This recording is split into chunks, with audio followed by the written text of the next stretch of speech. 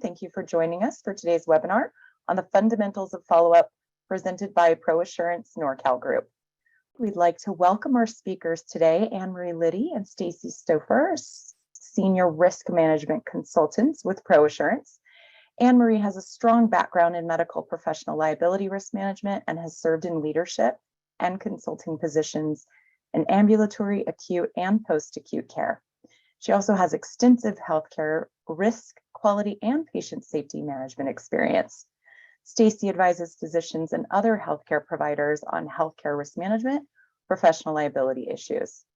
Stacy practiced law as a city attorney for over 22 years in both civil and prosecutorial roles. Thank you, and we welcome Stacy and Anne-Marie. So before we get started, I've got a couple of items for you to review. This presentation is scheduled for 1 hour. And as Sandy mentioned, if we have time, we can answer questions, but we plan to collect them and email them to you.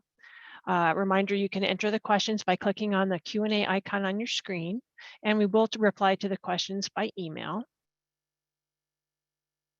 This program has been designed for a maximum of 1 CME credit, and you should only claim the credit commensurate with the extent of your participation in the activity.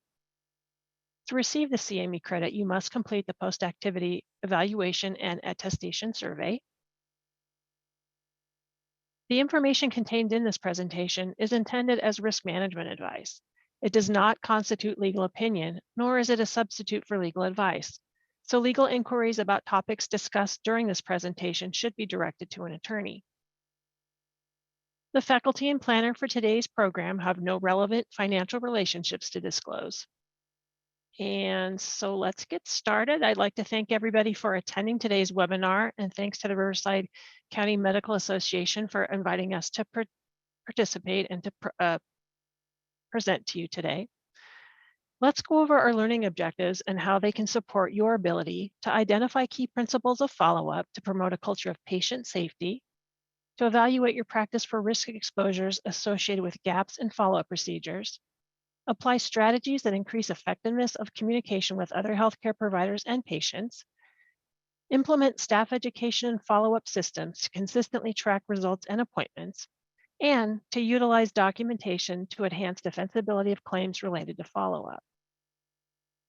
To gain a better understanding of claims risks related to follow-up, we conducted a review of over 4,800 claims closed between January 1st, 2015 and December 31st, 2019 to identify any trends with these types of claims. We identified that 4% of these claims had associated issues of failure to follow up on tests, consults, etc. Associated issues are factors in addition to the main allegation that negatively affect the care of the patient or the handling of the claim. 58% of these claims closed with an indemnity payment, while only about 30% of all other claims closed with an indemnity payment. Thus, claims with follow-up issues are closed with payments more frequently than are many other types of claims. Many of the claims with a failure to follow up associated issue had a main allegation of error in diagnosis.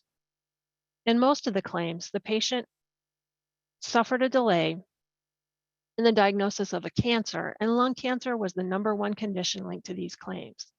Internal medicine and family medicine were the most common specialties associated with these claims. Later in the presentation, we're going to explore follow-up claim scenarios in more detail, but first, let's outline follow-up principles to keep in mind to reduce liability exposure. As we kick off here, imagine this scenario. This is supposed to be a law office, and a physician is giving a deposition in a professional liability lawsuit. Doctor, did you send my client, Mrs. Martin, for a chest x-ray on March 3rd? And Anne-Marie was going to say yes there. And was the result of this test intended to factor into your further diagnosis and treatment of Mrs. Martin? And the doctor would say yes. And the lawyer would ask again, please explain then why you did not follow up to find out the results of this test.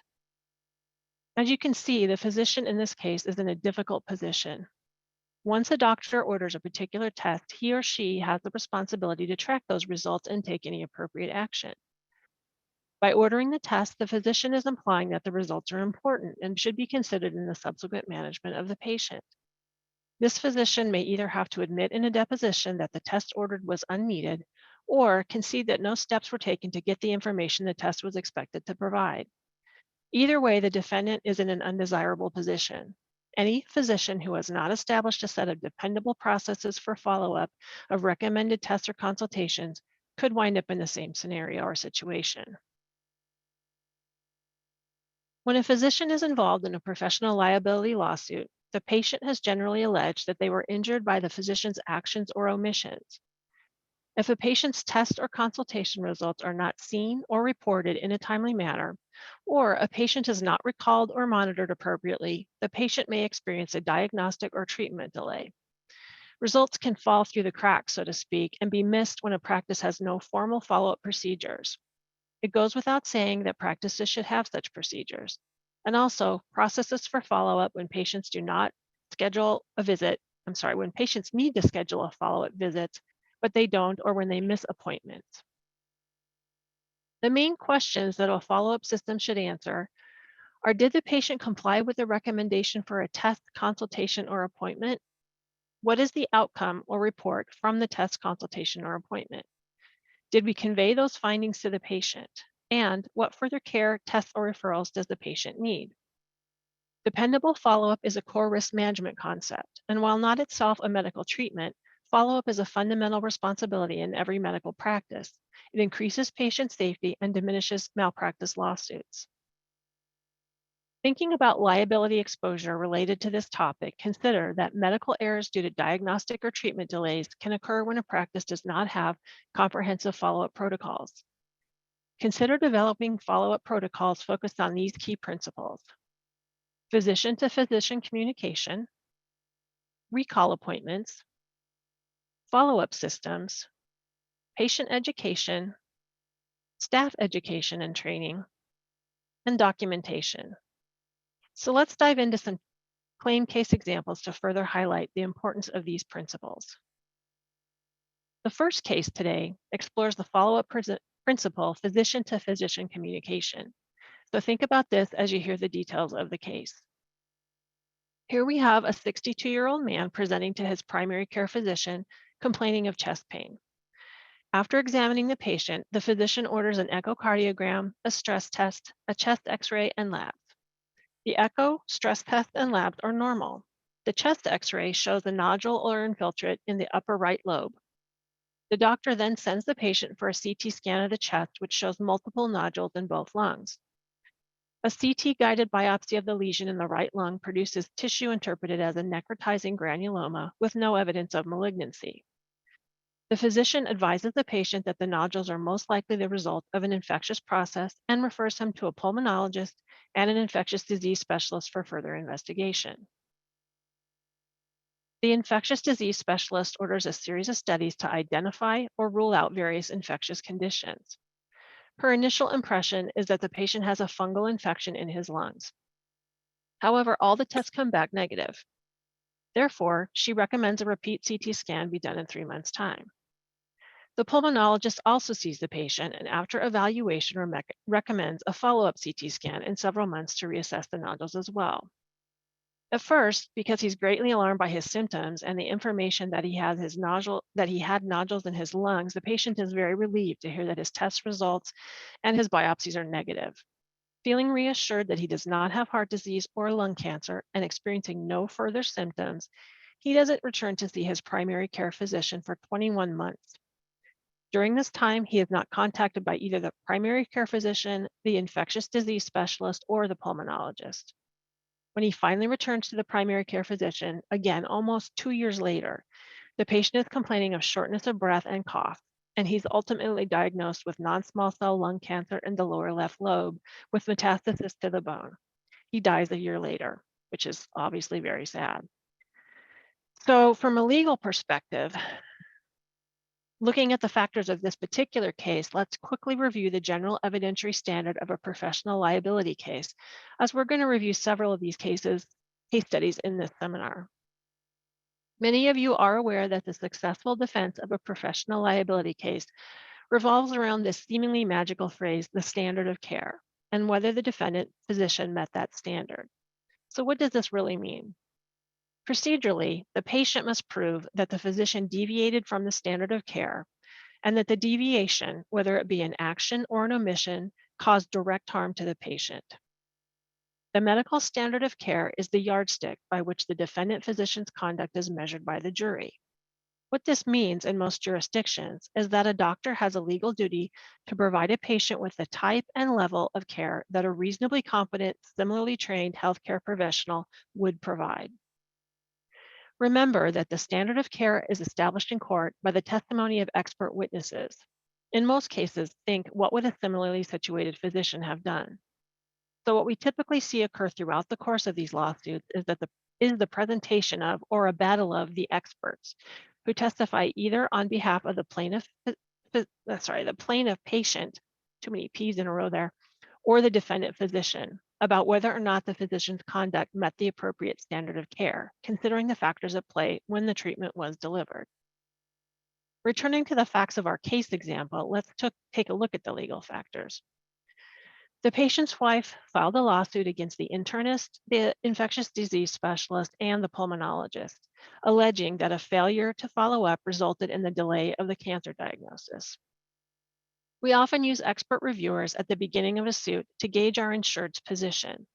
Here, the initial expert review provided standard of care support for the initial workup and suggested that it was reasonable after the biopsy of one nodule to presume that all of the lesions were related to the same non-cancerous infectious disease process. However, all of the physicians had an obligation to follow the lesions and to make sure they decreased in size and resolved. The experts pointed out that none of the physicians did this. During his deposition and at trial, the plaintiff's expert witness testified that if the patient had obtained the follow-up CAT scan 3 months after the initial workup, it would likely have shown all of the nodules decreasing in size, except the nodule in the lower left lobe where the cancer did develop. This finding would have led to the investigation of that lesion and the likely diagnosis of the cancer at an earlier stage. The expert witness criticized the 3 involved physicians for having poor communication processes and inadequate follow-up methods. Our defense expert agreed with the initial review that the standard of care was met for the initial workup. He felt it was reasonable after the biopsy of the one nodule to presume that all of the lesions were related to the same non-cancerous infectious process. However, he provided no support for the physician's collective failure to follow the lesions to ensure that they decreased in size and resolved. And he provided no support for their failure to adequately communicate a follow-up plan to the patient. In the end, this case was settled during trial on behalf of all 3 physicians due to the failure to secure that standard of care support. So discussing this in a little bit more detail, the primary care physician in this case did an excellent job by all accounts of investigating the patient's condition when he first presented with the symptom of chest pain. He ruled out a heart problem, identified a problem in the patient's lungs, and properly referred the patient for further investigation. The 2 consulting specialists did thorough workups that did not find cancer, but also they did not detect any other specific disease processes, so they appropriately advised in their written findings to the internist that the lung should be reevaluated in several months' time. But this is the point where the quality of the care did break down. The 3 physicians did not communicate well with each other, nor with the patient.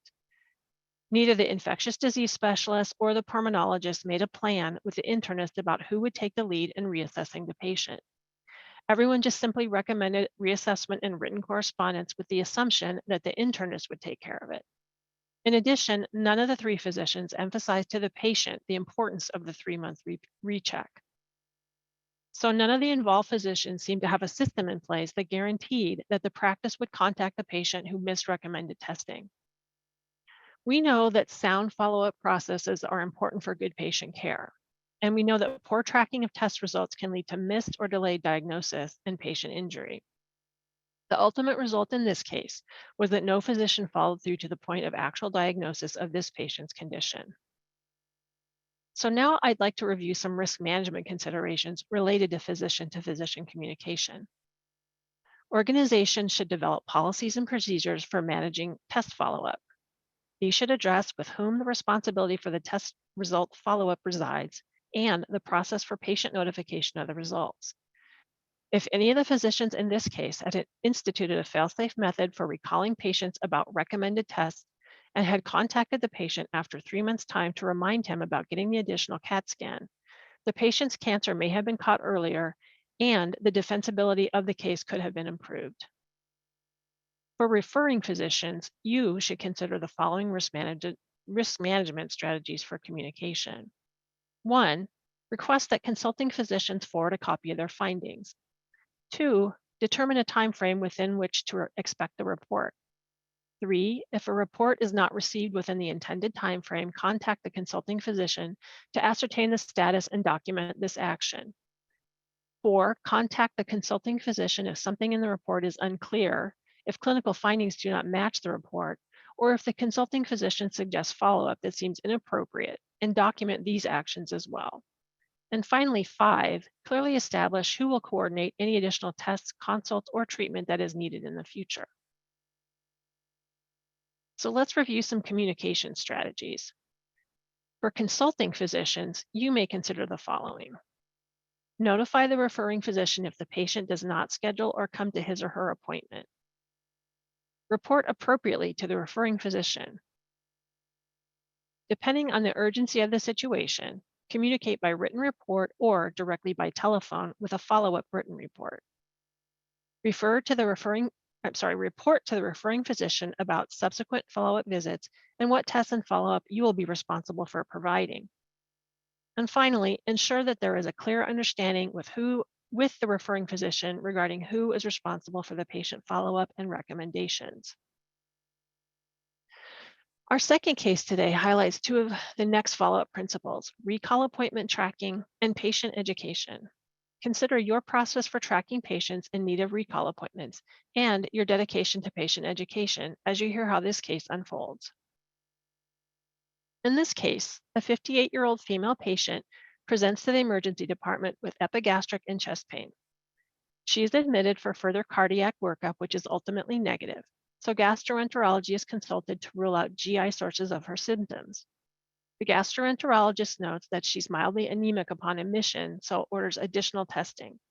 This reveals iron deficiency anemia and heme-positive stool. Her GI history is significant for chronic constipation, acid reflux, and a negative screening colonoscopy 8 years prior. To further evaluate the iron deficiency anemia, heme-positive stool, and epigastric pain, inpatient upper endoscopy and colonoscopy are performed. These tests reveal a small gastric ulcer, and the visualized portions of the colon appear normal, but the colonoscopy is incomplete due to a tortuous colon and suboptimal bowel prep. The gastroenterologist explains his findings to the patient, but she is anxious to be discharged home due to an upcoming family vacation. She's told that she needs to follow up as an outpatient for repeat colonoscopy and is prescribed medication to treat the ulcer upon discharge. She agrees to this plan. After discharge from the hospital, the patient takes her medication and starts feeling much better. She plans to make a follow-up appointment with a gastroenterologist after her upcoming vacation, but it slips her mind. Approximately a year later, she notices some blood in her stool and remembers that she never followed up for the repeat colonoscopy. When she finally gets in to see the physician a month later, an outpatient colonoscopy is scheduled and performed. During the procedure, a cecal mass is visualized and biopsies confirm a diagnosis of cancer, which is now advanced. So let's review the legal factors surrounding this case. The husband files a lawsuit against the gastroenterologist alleging a delay in the diagnosis of the cancer, which results in pain and suffering, loss of wages, and loss of enjoyment of life. So they're asking the jury to award a monetary verdict to compensate her for these losses.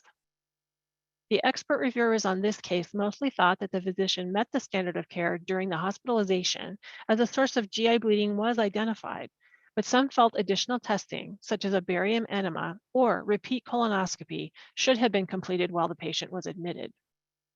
The plaintiff's expert also stated that the physician had an obligation to follow up with the patient to ensure that the right colon was further evaluated. During the trial, this expert testified that if the patient had obtained the colonoscopy earlier, it likely would have resulted in an earlier diagnosis of cancer and a much better prognosis.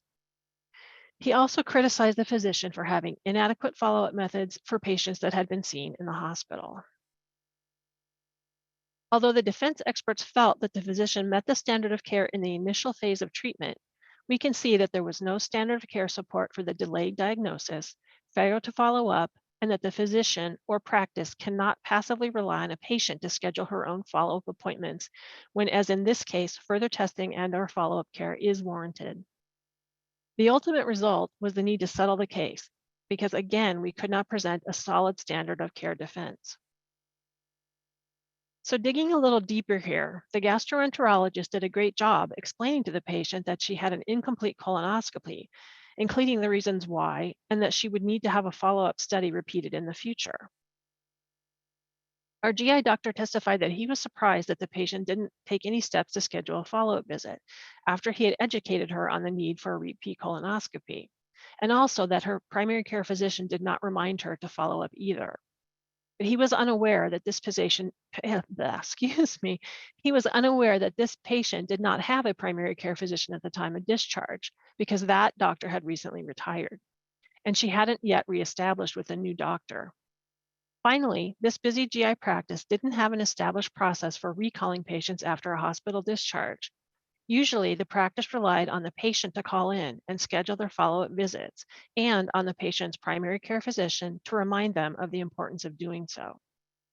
With all these facts in mind, I'll review the risk management considerations that will hopefully prevent you from finding yourself in a similar situation. Organizations should develop follow up policies and procedures for managing patient follow up and for continued care needs after hospital consultations. If the gastroenterology practice in this case had instituted a fail-safe method for recalling hospital patients after discharge, the patient's cancer may have been caught earlier and/or the defensibility of the claim could have been improved. There are multiple reasons to see patients for follow-up as an outpatient after being involved in inpatient care as a consultant. This provides an opportunity to ensure resolution of acute issues, review records to ensure no incidental findings require follow-up, and to follow through with follow-up of inpatient care plans. Patients and their primary care physician should not be relied upon to ensure follow-up visits are scheduled. Instead, the consulting physician should have systems in place that facilitate patient education to improve compliance and a recall process for patients who do not make return appointments as instructed after a hospital discharge. Consider the following risk management strategies related to recall appointments. Make sure your practice or organization has a procedure to track patients who are advised to come in for follow-up visits. Implement systems to facilitate patient adherence, such as educating patients about why they need to come back and clearly communicating the benefits of doing so and the possible consequences of not following up. Encourage your patients to schedule an appointment before leaving your office and implement a recall process for patients who do not make return appointments prior to leaving the office. If a patient calls to cancel, try to book another appointment at the time of the call. Send reminder notices for annual exams. Remind patients of their scheduled appointments by calling the day prior. Consider other electronic methods for reminding patients of appointments, such as automated phone call systems or email and text reminders.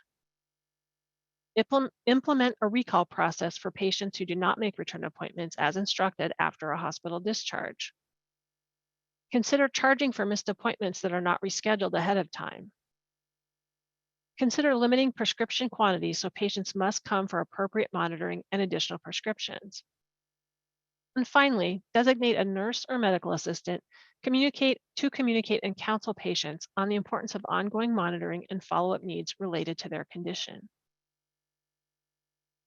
With patient education, we need to make sure we're educating patients about the tests and consultations that we're ordering for them, why these evaluations are important, how the results will likely affect further care, and what to do in the event of an abnormal result, as well as the possible consequences of not getting the evaluations. Also, as we'll discuss later, we must thoroughly document these patient discussions in the medical record. After ordering tests, inform patients how long it will take to obtain the results and advise them to call by a certain date if they haven't heard from your office. However, always rely on your internal system for tracking the completion of test results and communicating the results of all ordered tests. Never base your system of notification on having the patient call arbitrarily for results. Make it a standard procedure to inform all patients about all test results, both positive and negative. Don't set patient expectations that no news is good news. And finally, advise patients about the importance of continuing evaluation until a definitive diagnosis for their symptoms is reached. And now, Anne Marie is going to talk to you about follow up systems and staff education and training.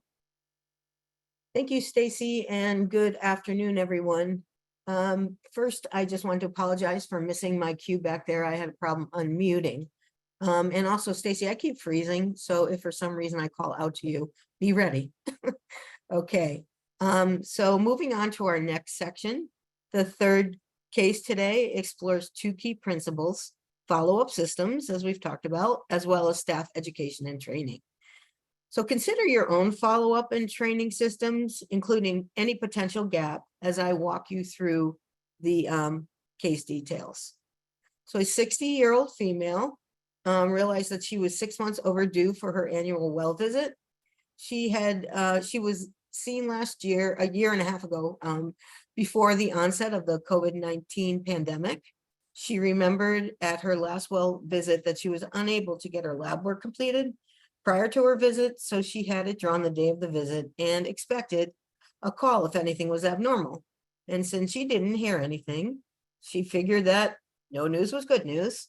And she hadn't seen her PCP like she was supposed to 6 months ago, because she was very concerned about contracting COVID with her underlying symptoms and her history of ovarian cancer 6 years ago. She finally decided to make an appointment with her PCP because she knew that she was due for her next screening mammogram, and that was really important not to delay as well. So during that visit with her PCP, he reviewed her lab work, from her prior history and physical, and noticed that her CA 125 was slightly elevated. He reviewed this with her, and she remembered her oncologist being very concerned about checking her CA 125 for a few years after her cancer diagnosis, but luckily it had always steadily declined, and it eventually returned to normal. So she was quite alarmed when her PCP recommended follow-up with her oncologist right away. Her doctor assisted with getting her an oncology appointment scheduled right away by calling the oncologist directly to review the lab results. Sadly, further investigation revealed ovarian cancer reoccurrence and a poor prognosis. So this case reminds us of some unique challenges that are related to follow-up associated with the COVID pandemic. A CDC report estimated that by June 30th, 2020, because of the concerns about COVID-19, an estimated 41% of US adults had delayed or avoided medical care. The majority of these delays were related to routine care, and the remaining were related to emergency care. And many factors contributed to these delays, such as practice closures, elective procedures, suspensions, and as well as patient fear. Okay, so looking at the legal factors, when we look at allegations,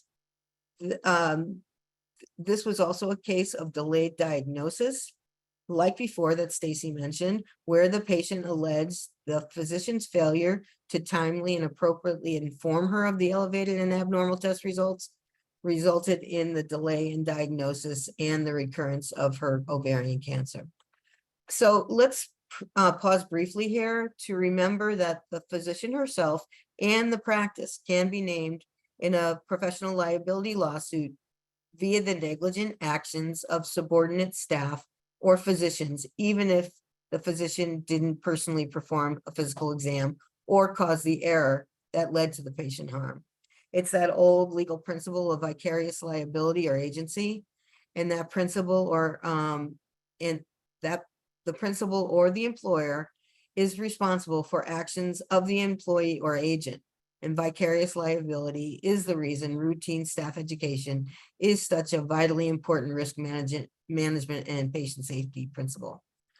So the plaintiff's experts here testified that the treatment was below the standard of care for failing to timely and appropriately inform plaintiff of her her elevated CA 125 levels. He was critical of the policies that results were only reviewed at follow-up appointments. He was critical of the lack of protocol for flagging suspicious test results, as well as for the practice's failure to properly train its staff. Okay, and further discussion is warranted here because IDing the abnormal results and communicating those to the patient were all possible, but as in most med mal cases, a series of small and avoidable oversights resulted in what can only be described as a devastating outcome for the patient. The physician and members of staff testified that the abnormal results in the practice were usually flagged by the medical assistants for the physician's review and then messaged up through the EHR system. But in this case, the labs were not available for review during the annual physical as they were expected to be. And when those results came back, the MA simply didn't realize the importance of the particular abnormal result, which was barely only above the normal cutoff at that point. So it was never elevated to the physician for review. Further testimony revealed that the physician normally reviewed all previous labs during all follow-up visits, but due to the pandemic, this patient didn't return for over a year, so he was completely unaware of the results until then. And this fact pattern is a classic example of a failure in policy and a failure in staff education. So the MA here was either not competent to make the determination that the results were important and needed to be elevated to the physician for review, or he was not properly trained to do so. But either way, the ultimate responsibility rests with the supervising physician, and again, think vicarious liability here. So we can see here that the physician testified that he would have made different decisions had the results been brought to his attention. He testified that he would have recommended immediate communication of the results to the patient, instructed the MA to send the records to the oncologist, and advise the patient to follow up with the oncologist as soon as possible. With our multiple defense experts here, we did take a few bites out of this apple, trying to build a defense for our insured, but we encountered difficulty finding standard of care support for the practice's failure to timely communicate these results to the patient and its insufficient procedure for flagging abnormal test results. And so while we haven't seen a great number of these pandemic-related delay in treatment cases to be filed yet, we do anticipate there will be more in the near future. And so with that happy notice in mind, let's take a look at our risk management considerations here. So the disruptions caused by the pandemic are numerous, as we know, but we can't allow them to cause deviations in the standard of care. So we need to implement strong follow-up and recall systems that will aid in this endeavor. Leveraging technology such as EHR systems do help, but training and protocols are imperative for the medical staff so that they can efficiently utilize the technology. And appointments that were canceled as a result of previous practice closures and appointments that were postponed, possibly due to fear of presenting in person for healthcare, should be reviewed in detail to ensure patient safety. So if your practice has not yet developed a system, we highly recommend that you do so as a means of assuring abnormal results are communicated, important chronic conditions are managed, and screenings, vaccinations, and other preventative services continue on schedule. So realize that the lack of follow-up systems that are widespread and seen even in sophisticated and otherwise high-quality practices and organizations. One study found that failures to inform patients of clinically significant abnormal test results or to document that they have been informed appear to be relatively common, occurring in 1 of every 14 tests. So consider the following risk management strategies regarding your current follow-up systems. You want to ensure that there's an established, reliable follow-up process for managing tests and consults in your practice. If you have your own practice, do a gap analysis of your follow-up systems to detect ways a test or consult result could fall through the cracks, and then develop additional procedures to eliminate any gaps that you discover. If you work in a group practice or at a facility, you could advocate for the establishment of a team or a committee to undertake that gap analysis of follow-up systems and to develop recommendations to address any gaps. Bear in mind that relatively simple and low-cost measures can be instituted to support effective test result management and follow-up. For example, consider the following method, that all results are routed to the responsible physician, that the physician signs off on all of the results, that the practice informs patients of all results, normal and abnormal, at least in general terms, and that the practice documents that the patient has been informed, and patients are told to call after a certain amount of time interval, a certain amount of time, if they have not been notified of their results. Okay, so let's review how staff education and training played a role in the case we just reviewed, and provide some risk management tips associated with this principle. Follow-up protocols and systems are only as reliable as those who are utilizing them, right? So staff education and training is vital.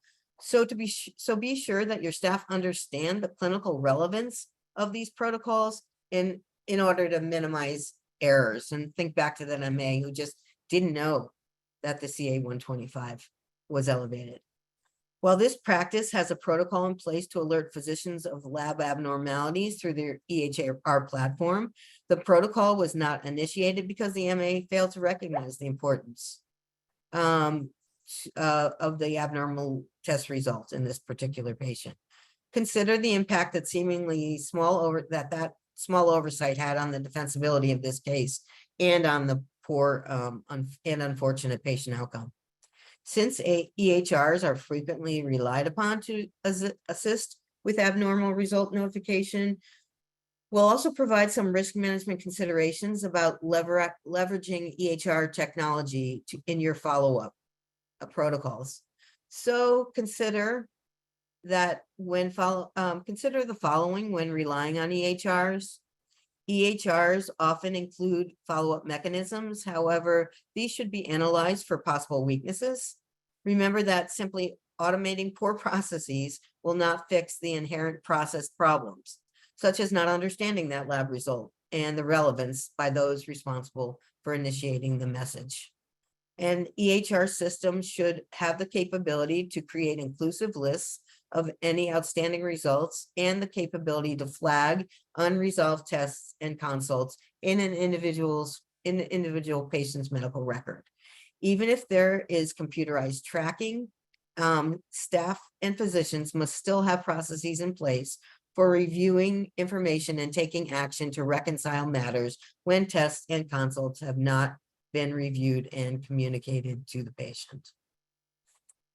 Okay, so let's move on to our fourth case today, which highlights the final key principle, which is documentation.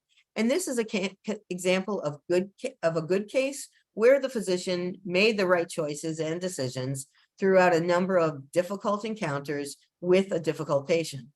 And keep this in mind as we explore the details of this case. Okay. A 59-year-old female presented to her primary care physician with a foot wound. She had a long-standing history of poorly controlled diabetes due to noncompliance. Her PCP obtained a culture of the wound in the office and started the patient on antibiotics while the cultures were pending. He educated the patient about the importance of blood sugar management and the importance of taking her diabetes medications as directed. He also educated her on the importance of filling the antibiotic prescription right away and taking this medication as directed. She verbalized the understanding and he documented the actions. The physician then took an extra step and communicated directly with the scheduling staff as the patient was checking out. He instructed them to schedule her for a follow-up visit in 1 week so that he could reassess her wound. And he stressed the importance of getting this scheduled before the patient left the office. So the cultures and sensitivities were reviewed by the physician the same day that they were available to him and confirmed that the antibiotic that he prescribed should be sufficient. The patient missed her follow-up appointment after the office staff left her an appointment reminder on her voicemail the day prior. She missed her, after she missed the appointment, this office staff alerted the physician and, per their protocol, contacted the patient to reschedule. And luckily she answered and was seen the following day. During that visit, her wound was reassessed and it seemed worse. So the patient explained that she had just started taking the antibiotics a few days ago because she had been too busy to go to the pharmacy. The physician counseled her again on the importance of blood sugar control, taking the antibiotics, and he explained his concern that she might need further evaluation now and treatment of the wound by an infectious disease specialist. He further explained and documented that if she was non-compliant, she could end up in the hospital and require surgery. His staff provided her with a list of infectious disease specialists nearby and offered to call on her behalf to expedite the scheduling process. She was scheduled for an appointment with a specialist 3 days after, and her records were sent right over. Unfortunately, she missed that appointment, and the ID specialist notified the referring physician. So the PCP's office staff then contacted the physician again and took the opportunity while they had her on the phone to inquire how she was doing about her status. She relayed that her foot was worse and that she had developed fever and chills. She explained that she didn't feel like getting out of bed, so she didn't follow through with her appointment with the ID specialist. Her PCP instructed her to go to the ED immediately, and 2 days later, she presented to the ED and was admitted for management and suspected osteomyelitis. She required IV antibiotics and amputation of her foot. Okay, so let's look at the legal factors surrounding this final case. The allegation and the plaintiff's opinion was that the patient filed a lawsuit against the PCP for pain and suffering and lost wages, but she was unsuccessful. Trying to move along quickly here. She alleged that her doctor deviated from the standard of care by failing to timely diagnose osteomyelitis, resulting in amputation. But look at our expert here. He provided strong standard of care support. Our expert testified that the physician here was able to demonstrate that his actions were all within the standard of care because he had meticulously documented his treatment decisions and his rationale for those decisions. The physician's documentation was the primary reason that the patient failed to prove her case. And defense experts in this case opined at length that the physician had met and exceeded the standard of care as evidenced by his documentation. Each telephone encounter and resulting action was documented, as well as the communication with the consulting provider and prompt referral to the ED upon being notified of her further noncompliance. Additionally, his documentation over the years supported our efforts to prove that he adequately educated this patient on the importance of blood sugar management, and he repeatedly warned and counseled her regarding her repeated patterns of noncompliance. So let this case serve as your yearly reminder to always clearly and accurately document all patient encounters. When considering the defensibility of a claim, remember, if it's not in the record, it may as well not have happened. Okay, so considering these case facts, let's review the following documentation tips. Patient education. Always document patient education about tests and consults.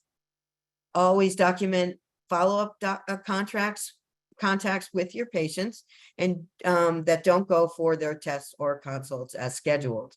And when test results come in, document your review of the results by initialing and dating the reports or by otherwise noting your review of the patient's medical record.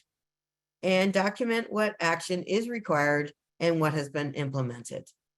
Document patient notification of test findings and any recommendations for further testing or treatment. And note that this case had also factually highlights a common pattern of patient noncompliance. Adequate documentation of these circumstances is vital for enhancing the defensibility of claims such as this one that are complicated by patient noncompliance. Okay, so let's quickly review the risk management considerations related to missed appointments and noncompliance. So make sure that your practice or organization has a procedure to review the records of patients who miss or canceled appointments or who leave without being seen. There should be strategies for following up with patients. Your policy should allow for a physician, nurse, or other appropriate person to review the situation of each patient who misses appointments. The policy should take into account the varying levels of importance of the clinical visits and should allow for flexibility in the response to missed visits. For example, maybe some simple documentation of a missed appointment that related to cold or flu symptoms is adequate, but a patient who missed an appointment in which results were going to be reviewed requires a call to the patient to attempt to get them back in on the schedule ASAP. There should be documentation of the patient's record in the patient's record about the cancellation or no-show, about the physician's evaluation and decision regarding the missed appointment. For example, whether the follow-up was warranted and any follow-up steps that were taken. If you're the consulting physician in a case like this, consider contacting the referring physician if the referred patient cancels an appointment without rescheduling or is a no-show to the appointment. If missing an appointment causes significant risks to the patient, as in this case, explain the risks to the patient over the telephone or in a letter. Document all actions related to the patient education efforts. Telephone discussions related to these efforts should be documented in the medical record, and any letters sent to the patients regarding missed appointments or noncompliance should be copied and placed in the medical record as well. And finally, consider formal termination of the relationship of chronic no-show patients if you feel that your ability to meet the standard of care is limited by the patient's noncompliance. And so we hope that this presentation today will aid in your efforts to implement reliable follow-up systems in your practices. Reliable follow-up systems are so important to improve patient safety and can aid in the defensibility of medical malpractice claims. Also, physicians report feeling much more satisfied with their practices when they have implemented good follow-up processes. These factors provide a strong evidence for you to assess the current follow-up methods for gaps and to fix any problems that prevent you from having adequate follow-up systems. So Stacy, the CME team, and I truly appreciate you taking the time to attend our program today. And we hope that you learned something new, or at least are thinking about ways that your business could be better protected.